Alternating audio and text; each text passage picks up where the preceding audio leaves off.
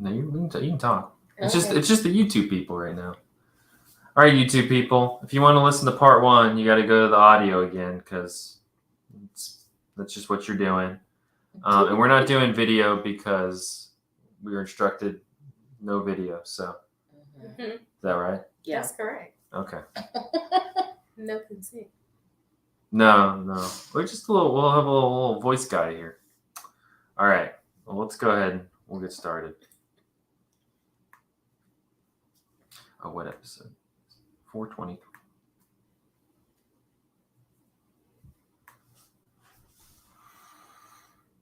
And we're back with part 2 of episode 423 of Cinematary. In this part, we will conclude our concert movie series with 2019's Homecoming, a film by Beyonce. And joining me for part 2 is Martina Yvette and Ariel Felton.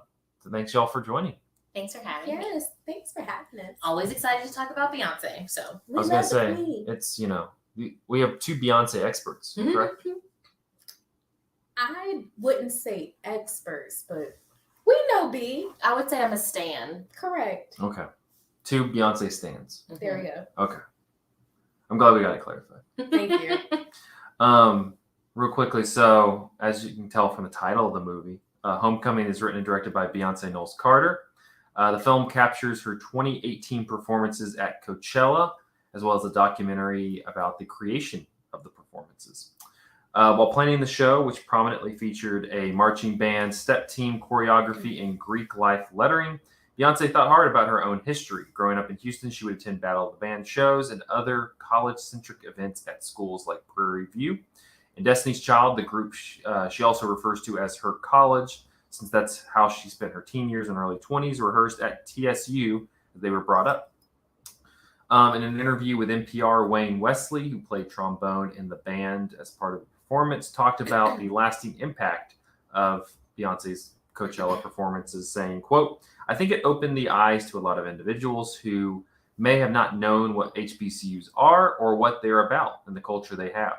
That's a lot of knowledge that was put on to people. If we didn't have them when they first started, we wouldn't be here because, back in the day, those were the only colleges Black people could attend because of segregation. It's a once-in-a-lifetime experience that everyone should try to do if they can." Through the tribute to HBCU culture in Homecoming, Beyonce increased people's interest in HBCUs. High school seniors cited Homecoming as the reason they were considering attending HBCUs, while younger students were also said to be interested in HBCUs due to the film. In 2019, The Hollywood Reporter said nothing, not even this beautifully shot documentary with a dynamic swooping camera, can replicate the communitas inherent to a alchemical concert environment. Ultimately, Homecoming feels akin to those film Broadway musicals that air on PBS for plebeians like me. It's a joyous ride, but a facsimile of the experience. The New York Times in 2019, above all, Homecoming is about Beyonce, who served as the writer, director, and an executive producer, asserting yet again her power and control, in part because of preconceived notions about what it means to be a pop star and a Black woman. Questions around her claims to authorship of her own music and image have always lingered closely behind.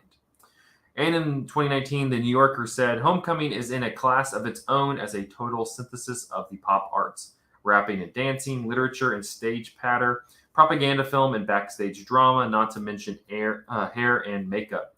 The get some Kunstwerk with a heap of twerk in it.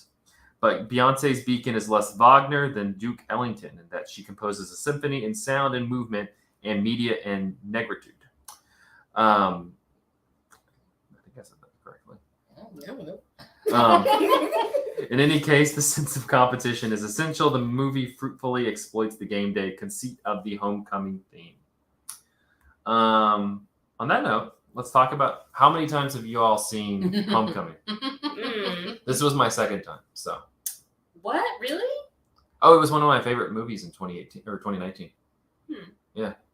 I think it's better than Lemonade. I have definitely seen Homecoming. Okay, so the night it came out, I kept rewatching it from the night that it was like on Coachella. So I don't know, maybe estimated 15 plus. Okay. Yeah. I really don't know. it's just something that I like return to, often enough that I really couldn't say. Like, I'm just sitting in the house, like, why not watch it? Makes me want to dance, makes me happy. So I've seen it a lot.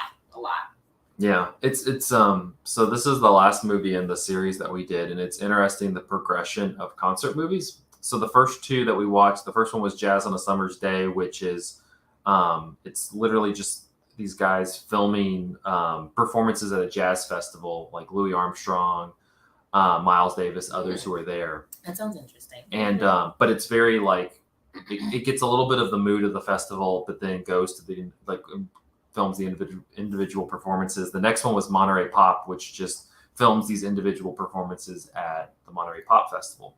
And then last week we did Stop Making Sense, which is Talking Heads. It's much more, we talked about it, but it's much more constructed. It's conceived by David Byrne, the lead singer, as well as Jonathan Demme, who's the director.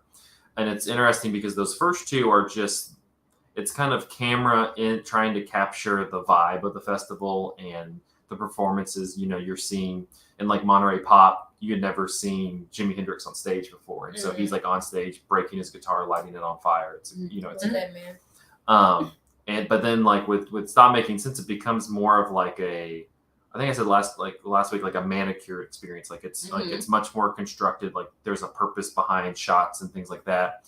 And I think that Homecoming's like a mashup between the two because it's very constructed. Like you can tell that Beyonce has a very specific way that she's wanting things to be shot, the angles, the type of film. I mean, she switches from digital to 16 millimeter a bunch. But it also has that kind of festival feel because you get into the audience and things like that. So you all described it as an experience when we were watching it. Do you feel like it's more of an experience than what would be classified as like a concert movie?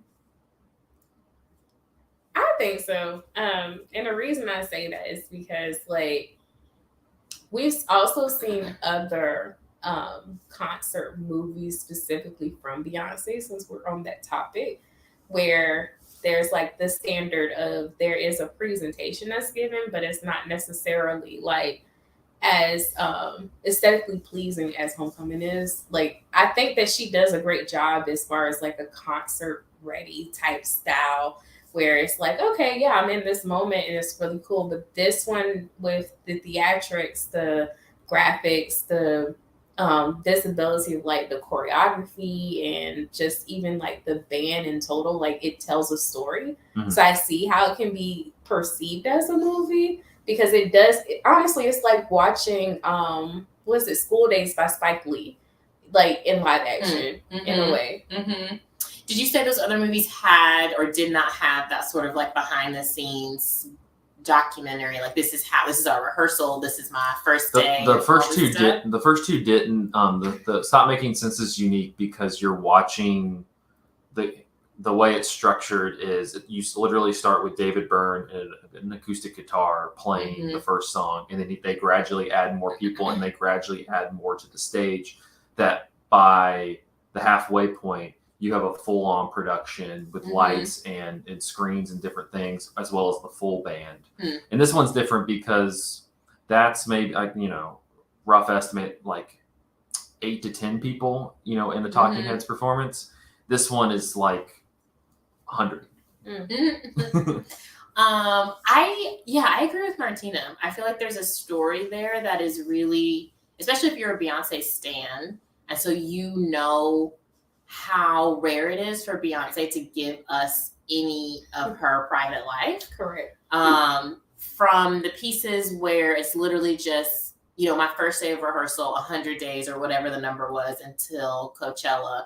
And she was talking about her body being tired and just being pregnant. And we saw like home footage of like newborn babies on her chest. I think that she knows that her real fans eat that shit up. And this Homecoming is not for the casual Beyonce fan. I think it's for the ride or dies. And so it feels very specific to me. And like kind of like how Lemonade did. Like the lyrics in there were like, yeah, girl, this happened to me, Beyonce, I know this is crazy. And like, here's me going through all these stages. And like, you've also gone through, the dude who did this to you wasn't a billionaire, but like, that's the only difference between you and me, really.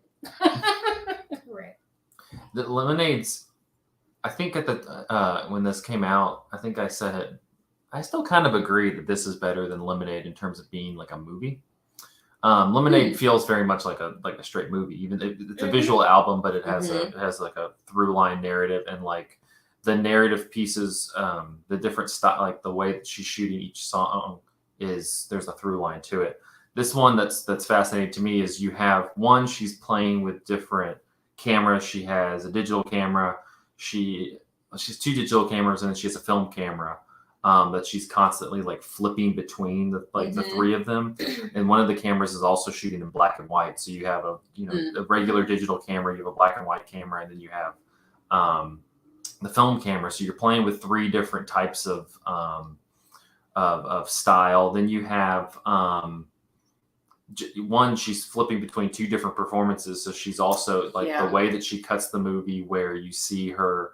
You cut from one of the performances to the other performance. Like there's a shot early in the film where it's a wide shot of the entire band and everything on the rafter with Beyonce, and it cuts the one performance they're wearing yellow, the other performance they're wearing this magenta color, and in the way that she cuts from Beyonce's looking at you two, she's turned around, goes from yellow to magenta. It's fantastic cut. It's a great match cut. It makes my brain very happy when I see it. And so, but I think that like this is more of a challenge for her as like a visual artist. So I'm kind of curious. Do you feel like there's a difference between Beyonce, I'm constructing an album and performing music, and Beyonce, I'm trying to create a visual experience, whether you want to call it a movie or not? Like, is there a difference between the two? Because I feel like there is. I always wonder this question, like what comes first for Beyonce, right? Like right now with Renaissance, we are getting just the music, a couple 5-second clips of her in a hallway and it's dark and like what, and then like an album cover, and there's not a lot, but I think she knows. I honestly feel like it kind of happens together. I don't know. So I want to go back to the Lemonade piece because I actually think I enjoyed Lemonade more aesthetically than I did Homecoming. And it's mostly because like Lemonade told this different journey through womanhood with visual pieces that were supposed to be like completely stagnant but then moved, and so it was like a visual display. And I think like for the most part, like when you're asking that question, I do feel as if there's a visual aesthetics for anybody that makes or produces any kind of words or lyrics, rather it be spoken word or something. I feel like you have to have some kind of visual in your mind whenever you're writing these things. And I do think that she actually has that portion where she's like, I'm thinking through this. Like, I know what happened to me because this is not art imitating life. This is life imitating art. Like all her music is that. So I feel like she already had the visual display within each Homecoming and Lemonade. I agree. This was her. I agree. And we don't get them at the same time because she's not generous with her art. But like when I think about the Lion King album that I've just blanked on the name of, what is it? Something is King? Is it Simba? No. Is it Black is King? Is it Black is King? I think it's Martina's gonna look it up for us. Those visuals, even like when you listen to the album, it feels very like it feels like Afrofuturism, even though the Lion King is not futuristic in that way. Well, even the movie itself added that, and then the visuals like totally go with it, like you're saying. I think I just find it hard to see an artist separating those two things. I don't know. I could be wrong. Well, it's why I asked, and that's why it's frustrating that she's never like sat down and talked about her film process, because I think it's a whole different animal. Like you're doing music, the way you're constructing the music and the way you're constructing the performance for the music is different than. And that's why I say I like Homecoming more than Lemonade, because Lemonade, it's more traditional. You're going, this is like she's setting up the shot, she's storyboarding how the scene's gonna look, and then they're literally like acting it out. This one, she kind of has to go, we're gonna set the cameras up at these places and we're gonna shoot everything and then we'll edit it together. But you know, the performance is happening. She, you know, you don't get to stop and go, well, I want a better angle on. You know, you're kind of, again, you're like trusting to that so like, to me, it's fascinating that she's able to, so she's constructing this performance that they're doing, but she's also constructing the performance that you're going to see through the movie. Yeah. And those are similar, but also different things, because with the movie, you're having to plan it and then just hope that you get the footage that you need. Right. These are the shots we have. Yeah. And you can storyboard it, but stuff happens, things change. It's a live performance. And so that's why it's more impressive to me, because it's not just her going, let's construct some shots. It's storyboarding it, setting up, getting the camera set up, but also planning how the performance is going to go. And those are two vastly different things that she's doing all at once. Right.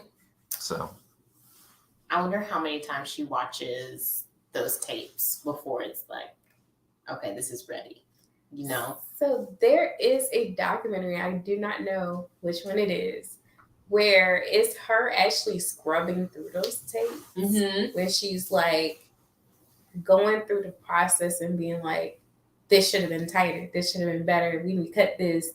And like she's given that direction. So I feel like the follow through for her actually interpreting like how shots should look or how this visual should be in the editing process. I could definitely tell that she's there in that post-production moment, and she's exclaiming. Even in this video, I mean, even with the execution of the show in general, she was just like, with the notes part that we that she's a true Virgo. She really is. Girl, we love you. Well, I saw too that they had somebody who was editing the documentary and somebody who was editing the concert. So that's I mean, that means they're cutting that stuff down, but then she's merging them. So then again, she comes into play again because she's merging the documentary with the concert. Right. I don't know. I would love if she had an interview where she just talked like in depth about her film choices, because I think and I say I like this. Lemonade is great. Also, we talked about this previously on the podcast. Like, it's a fantastic film also. And so I would be curious not only what she's thinking, but like, what are her reference points? You know, like what is she watching to inform these things? Because like Elizabeth, with like this concert, the concert part of it, you had to have been watching like at least parts of like Stop Making Sense or Woodstock or Monterey Pop or Jazz, because you have to have that. It still has that concert movie language. It's still I think she utilizes the audience more than the talking heads do in Stop Making Sense. But I think that comes in. It's more this communicative experience that we're watching over Stop Making Sense, which is just kind of this singular thing. This may be far-fetched, but I do feel like Beyonce's content, and this is just from Martina's perspective. So whenever I see visuals from Homecoming, it reminds me a lot of Sun Ra, which is, of course, like the person who invented Afrofuturism and basically delving that essentially reminds me a lot of like Earth, Wind, and Fire's aesthetics. And even like Parliament Funkadelic, I feel like she takes heed into like past visual artists that have like this funk like aesthetics, like even like the sun in certain occasions are her being an Egyptian attire. The idea of like there's all these different like elements of geometry where she's doing these prisms and her body is moving in these certain ways. I think that she definitely takes notice from those particular artists. Like if there has to be some kind of inspiration, I think it does come from those lanes. Yeah, I think you're right. One thing that's really strong about Beyonce is that she has no trouble referencing the greats. One thing that I really love about Homecoming, I think just as a writer and a reader, is all of the literature that's woven throughout the documentary parts. And I like that she's not shy about that. Like, I feel like sometimes artists can get so like, I don't want you to know who my inspiration was, right? I don't want to seem like I'm plagiarizing, but like I think it's okay to be like, I crafted this sentence to remind you of Maya Angelou. You know, I crafted this piece to remind you of Earth, Wind, and Fire. Right. So yeah, I just think she's so smart. She is. I think she's a genius. The other interesting angle, kind of shifting away from the filmmaking, is we talked about it a little bit in the notes, but the HBCU angle. Mm-hmm. Martina, I'm curious, as somebody who went to an HBCU. I did. Graduated. What speaks to you about that through what she's doing in Homecoming? Yeah. So my HBCU experience definitely, I think, shaped my culture. And I think that this particular piece, even for people who went to PWIs, is very important. It gives a general like consensus like to what HBCU life is like. I mean, it is like a big dance party with like themes of like education. Like honestly, our culture is so inept. Like it's just like a beautiful thing. So for me, as somebody who is Greek, as a member of like Alpha Kappa Alpha, somebody that was also very like very active on campus and who was also a part of like the Student Government Association. So I went to a number of different things on my campus. I can definitely see like how that pride definitely shifts in this narrative. And I think that for me, the HBCU experience is definitely like captured so well in this, because I mean, I can think of it now as like sitting at a Savannah State home game and just, you know, watching the band. And definitely like seeing my friends out there and seeing somebody like swag surfing. I mean, that was a huge part of like my experience. I felt like I swag surfed every Saturday. But I do feel as if like for somebody that has never been to a HBCU or somebody who need to understand what Black experiences feels like, this is honestly what it looks like when Black people get together and they make something out of nothing. And I feel like that's something culturally we've done, and also something that we continue to do in elements of fun and play. So yeah, even amongst like the titles, because I mean these songs literally about breakups and like womanhood and things of that nature, and we still made it playful. Yeah, you know. Yeah, it reminds me so much of being in the band in high school. And like a lot of the shows that you do are like very traditional songs that you have to play. You know, you're making the parents and the audience very happy. This is the stuff that you're going to go to like competitions with, but there's always that dance show that everyone would get really excited for when it was no longer like marching in formations and stuff, but you would get in that block formation, just a bunch of lines, and we're playing something current and something that we really love, something with a lot of trumpets and drums.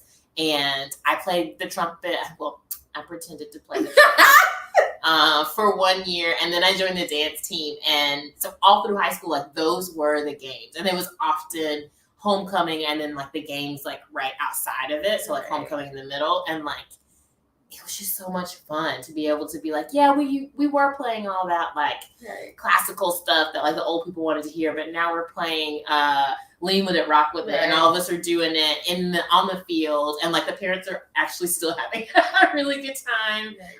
It's just really magical. If you don't shout, "That's my baby," you didn't do it right. Were you even there? You weren't there. You sucked. Do you feel like this captures like that energy? Because I feel like it's an energy like you could sit there and kind of describe it, and somebody who like has not gone to like an HBCU football game could be like, okay, I think I understand that like in praxis. But do you feel like it captures the energy where you're not at a football game right now, but it feels like you're at one? Yeah, for sure. I think that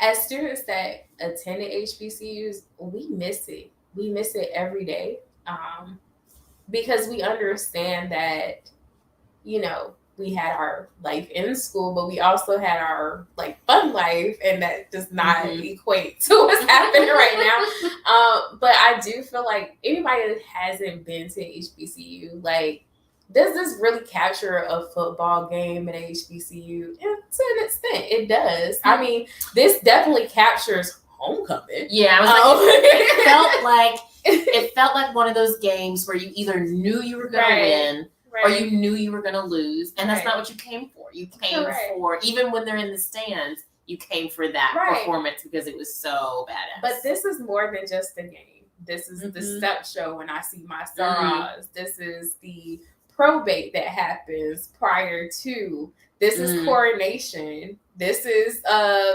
true. This is all of the elements of a homecoming week. Right. One it's performance. Not just the game. Yeah, it's not just the game. Yeah. It's everything. That's very true. Yeah.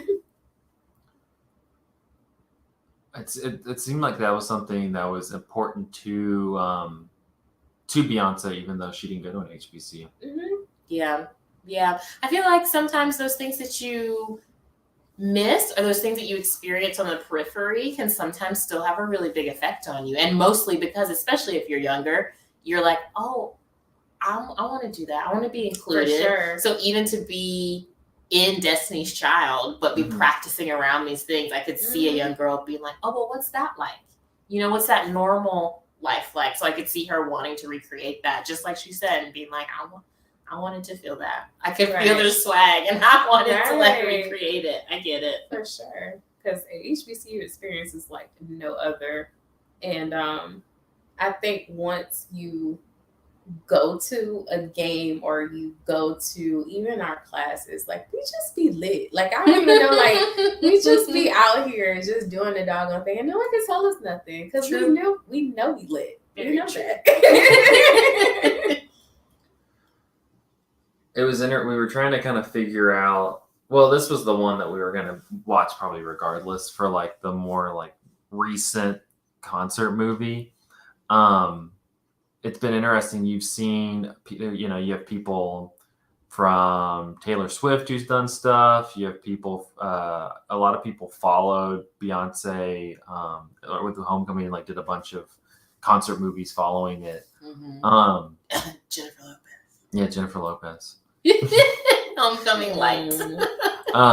What, I guess they all kind of have their different things that people are that people like about it, but what about homecoming and kind of what Beyonce did, and mainly like Beyonce as a pop culture figure, what was captivating about this that maybe wasn't so with the other ones? That's a good question. Okay. I was like, I gotta think about it. I don't know. I honestly think we put into the idea of like what culture looks like when we present it to the world. This is an ode to like what it means to be Black in America and how important that is. Not saying that J-Lo didn't do her thing, because we know she did. But I do feel as if just like even the portion of like, I remember asking you like, how'd you feel about the like Negro spiritual anthem like being sung in this? And I think that was an important moment for us because, first of all, Beyonce made you learn a song that no one else would make you learn. Like they don't expect you to learn the Negro spiritual anthem. They do expect you to pledge your allegiance to the country and know the words to that before you go to lunch. But they're not expecting you to know how to do this. So I do wonder how many people are now singing "Lift Every Voice and Sing," and they know all the words now because Beyonce has made it a thing. Yeah. Yeah, I just think, I don't know, and this might be a personal thing. Like maybe I can just connect with it because I am a Black woman. Correct. But to have someone so high up in life, you know, with all that Beyonce has, to still be like, no, I come from where you come from, I think is really, really powerful. So maybe I just can't feel that in Jennifer Lopez's, what is it called? I'm not trying to make fun of her. But like, I don't know. It's just really nice to see Beyonce as an artist be like, yeah, I did that cute poppy shit that anyone could listen to for a long time, but everything you hear from me now, you're going to remember that I am a Black woman. Correct. I think that is super important. And so, and that's what makes anyone who tries to do it afterward look so stupid. So like when Taylor Swift got her little boots on, I'm like, what are you, what's happening? What is this? What she did that for the Golden Corral on a Sunday. Goodbye, girl. Because it's so authentic when Beyonce does it. Her references are so real. She is studying the thing that she's trying to show you, but she's not explaining it to you. That's the thing. Like this is a tangent, but I'm reading a book right now that is supposed to be all about Black feminism and all this stuff. And the first essay in it was like, this is for you, girl. And I was like, here we go. But then I was like, hell yeah. But then she keeps defining words that I'm like, if this is for Black women, I know what this is. Right. I can feel you slipping into this like white gaze. Right. Like you're defining stuff like what it means when you call a Black woman a mammy. I know what it means. It's code switching. And so publishing is a different world, obviously, but like that doesn't feel authentic. Right. Beyonce feels like a Black woman talking to a Black woman. But also with that being said, it's almost a point where you brought up a really good point where as Black people, we have to fit into a generic standard before we're able to do our own standard. It's true. Beyonce did that. She did that. She paved the way in her own standard. And that's why I'm saying the other concerts beforehand was not. The albums. Albums beforehand. They were for us, but it wasn't really for us. Yeah. They were for Pop 40. And so now this album and this visual is like formation. I did this for us. This is by us. And it is what it is. Right. It's one of those songs that when it comes on in the club, white people, you cannot sing it. You shut up. Every other word is the N-word. How you gonna sing this? You the N-word 40 times already. How you gonna sing this? It came out. It's before 2020, so it's before like a lot of the Black Lives Matter and George Floyd, that kind of stuff. I know it was incorporated into some of those things, but it comes out before, and I feel like what also resonates about it is it's, again, like back to Lemonade, that's a visual album and a movie that's very seeped with a lot of difficult imagery. You know, you think about a sequence that they filmed in the home in New Orleans, just the trees, just that, you know, it looks great like as a movie, but there's the background to it is there's a lot there. It's very loaded. That's what I was looking for. It's a very loaded image. Right. This one, it's not like you have cutting to, for lack of a better word, black pain.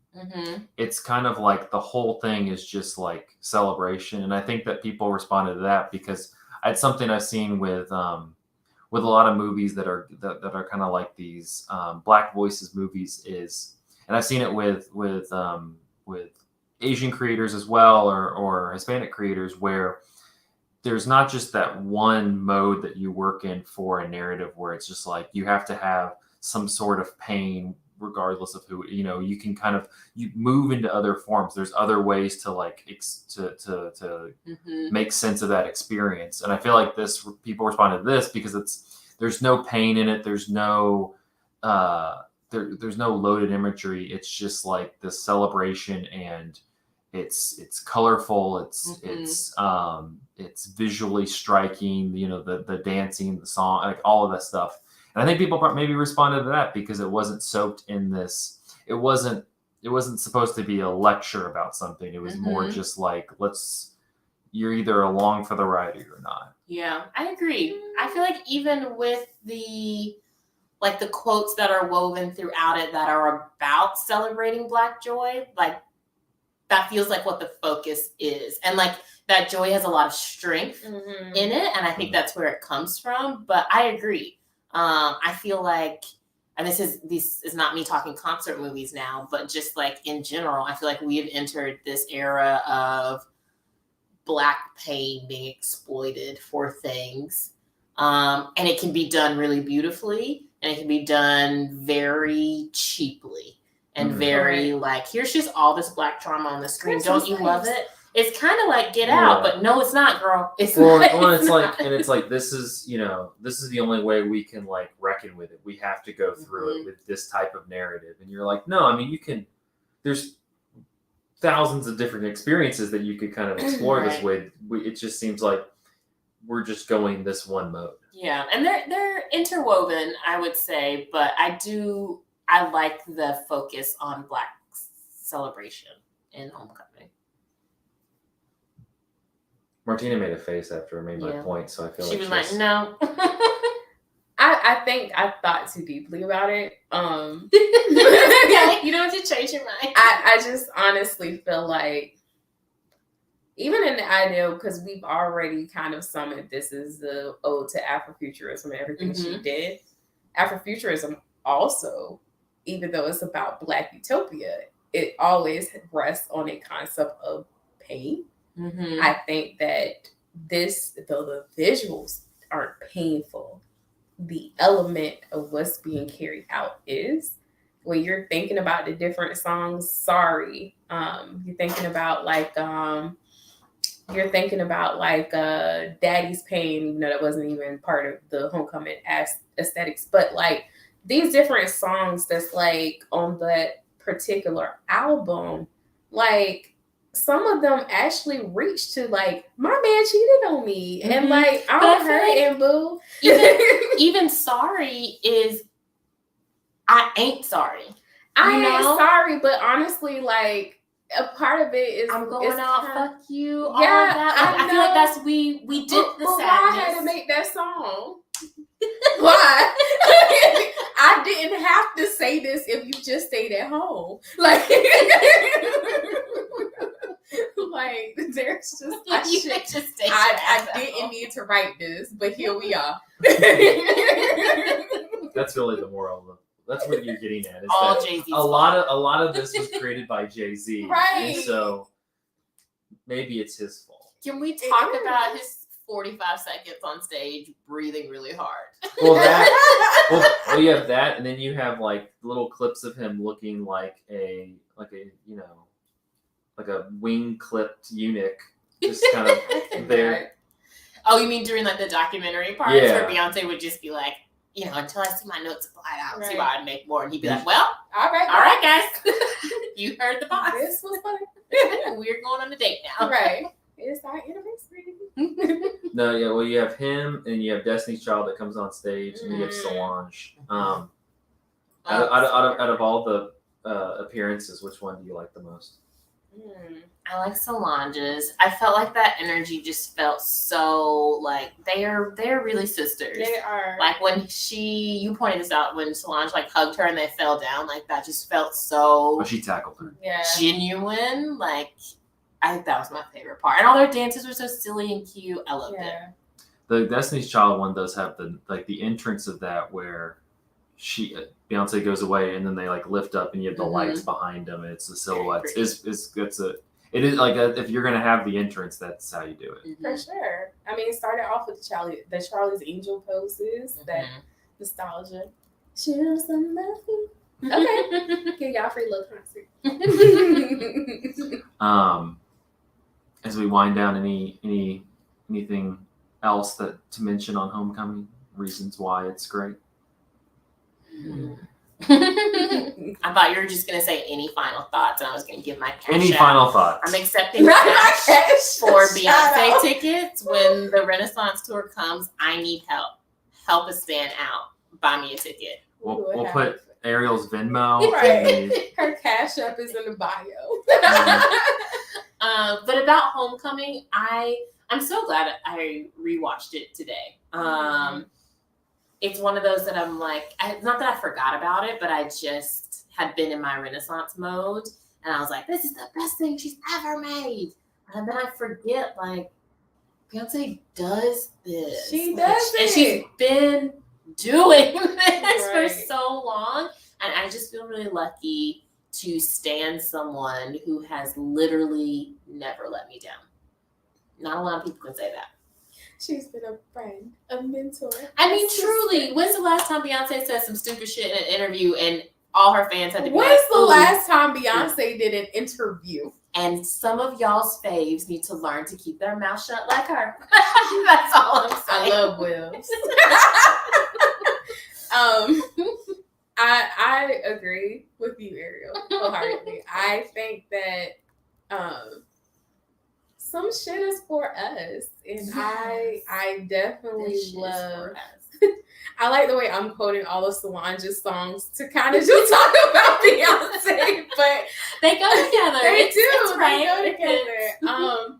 But yeah, I mean, sometimes shit goes down when it's $1 billion in the elevator, and so Truly. y'all just need to be aware of that. Like, it's one of those things where it's just like we love to tell the story of how hype this experience is. But what I saw from this moment when it comes down to HBCU life is that, yes, we party, but y'all have to also understand that we are highly educated people that graduate. Like, this was honestly like one of those moments where I was like, we are degreed humans, and like Degreed up. Right, we degreed up. But like Zach said, this was one of those things where there was no way that Black folks could be educated without other Black people. Mm-hmm. And even like when her dancers were talking, and they were like, this was like a trip and I didn't want to leave. And they were all naming what schools they went to. Exactly. Like the FAMU shirts was up. I saw Fort Valley State up there. Come on. I was like, the hooks was out for Omega. Like, they was really out here living their lives. And I really love that for them, because that's honestly what Blackness is. Blackness is a combination of adopting family when you don't even know where that family is, where they came from, who they are. Like, honestly, right, this might be too deep for the folks, but I mean, I'm ready. You know, this one of those moments where you're just like, dang, like I am low key Black, and maybe I created my own tribe, but like this is who I am. And Beyonce definitely gave that to us. She gave us, I agree. Yeah, she gave us cousin love. Yes, it's like when you walk into a space and you and one other Black person are the only other Black people there, right? And something happens, and y'all look at each other, and you're like, because y'all know good and well we talk with our faces, and don't ask us what we saying, because we know. We know what we talking about. This ain't about you. To you. Mind your business. Mind your face. What was your favorite part of homecoming besides the ass? Yes. Besides the ass? Yes. Everybody liked the ass. We all loved it. Number one, the ass. Number two, we love the ass. We loved it. There was a lot of ass. Beyonce really did that diet, y'all. Man, she didn't eat anything. Nothing. What was it? No meat, no carbs, no alcohol. No bread. No sugar. No sugar. Sis said, I am hungry. What did you eat? Girl, yes. Leaves? Just leaves? She was like, I'm relying on the sun and Jesus. That was her diet. Just the sun, some and water, Jesus. and Jesus. I am a plant. No, you know what's my favorite part is, I don't think we talked about it, the black and white sequence with the two dancers to Nina Simone. Oh yeah, that was beautiful. That was really gorgeous. It's just because it comes like in the middle of the song, so like she's singing, then it just cuts away to this thing, and then she goes back into the song, and it's just like it has this kind of like low medium shot. It's just them dancing. It's in black and white. It's just a really like kind of like poetic scene like in the middle of a concert. For sure. Ballet dancers, those muscles are like always great to watch. Men, women, all that tippy toe stuff. It's gorgeous. I wish I could do it. It's so pretty. It's so pretty. One day, Ariel. One day. You know, I was in ballet. I think it's past. I think you got to do it like. Yeah, my feet have already formed. Yeah, I think you got to be like 6 years old and have a mom who hates you. And bones that aren't finished. And bones that are not finished. To be a ballet JoJo dancer. Siwa's mom didn't hate her. She was a ballet dancer? Yeah. JoJo is like the ish. That's another story for another I feel like we're going all right. Well, thanks y'all for coming on. Thank you. That'll wrap up this episode of Cinematary. You can find us on Facebook at facebook.com/Cinematary, on Twitter and Instagram at handle @Cinematary, and on Letterboxd at letterboxd.com/Cinematary, where you can keep up with all of the movies that we talked about in this episode. If you'd like to support the show, either send Ariel or Martina some Venmo money for their Beyonce concert, or if you'd like to support the Cinematary show that's not going to Beyonce, you Love can a black woman from infinity to infinity and support them. You can go to patreon.com/Cinematary. Thank you to our patrons, Cam, Chad Newsom, Corey Willingham, Candace Sisson, Ron Hayes, Teresa Marsathi, Titus Arthur, and Tyler Chandler. Thank you so much for your patronage. Next week, we're going to be kicking off our October Horror for Kids series. We got pretty good lineup here. We got The Addams Family, The Witches, the original version of The Witches with Angelica Houston, The House with a Clock in Its Walls, and Wendell and Wild, which Andrew and Reed and I saw at TIFF, but we're going to be going more in depth on that, the new Henry Selick, Key and Peele movie that's going to be on Netflix at the end of October. But we'll have that posted on cinematary.com. Until then, thank you all for listening. We'll see you next week. There's no theme song.